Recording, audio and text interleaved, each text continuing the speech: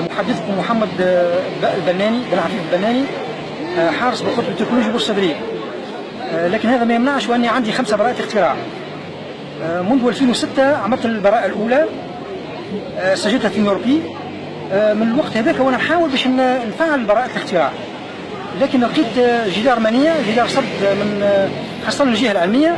هذه جهة ما نعممش عموم المتخلفين وما يحبوش الخير للبلاد هذه، وعندهم الحقرة والتقزيم يقزموا الناس. به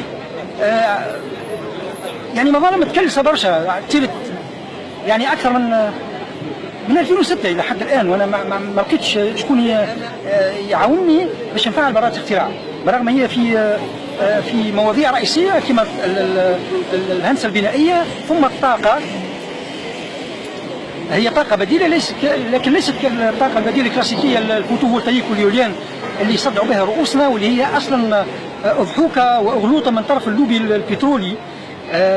لأنه قلنا ما عندكمش خيار إلا يا إما الكومبيسيون الاحتراق أو الطاقة الفوتوفولتائية والهوائية.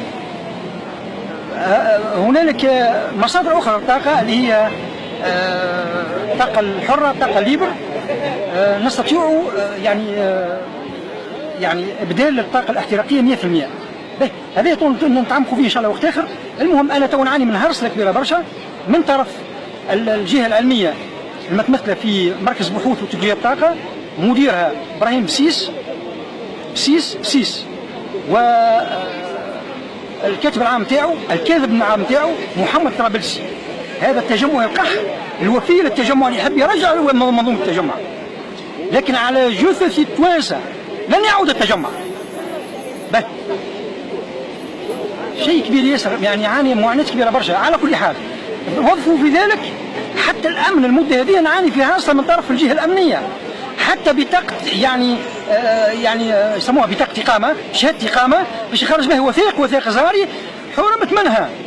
الصيغة القانونية، الصفة القانونية لإشغال المكان اللي نسكن فيه المسكن الوظيفي حرمت منه، بالرغم اللي أنا توا يعني ناس في بلاصة. أنا حارس أنا في الأصل، لكن شغوب العلم نحب العلم، هما لا خدموا العلم ولا خلوا شكون يحب يخدم العلم. على كل حال أنا نعاني تو من هرسة. أرجو من سيادة الرئيس وسيادة رئيس الحكومة ومجلس النواب وكل الفاعلين القوى الفاعلة في البلاد هذه الحقوقية منها، وخاصة الرابطة التونسية للحقوق الإنسان يعرفوني. عبد الستار موسى اتق الله يا عبد الستار، اتق الله. أنا في 14 يعني قبل الثورة في 10 في شهر العاشر من والحادي عشر من 2010 اش عانيت انا وشهرسوني الشرطه. وقتها هبطت لتونس ما هنا نحب ندبر في خدمه كذا وتوقفت كذا، وانا كنت ندافع عليكم، الرابطه ندافع عليكم انا وانتم تعرفوا هذايا. الولي السياسي وقتها ما خلينيش ندخل الرابطه.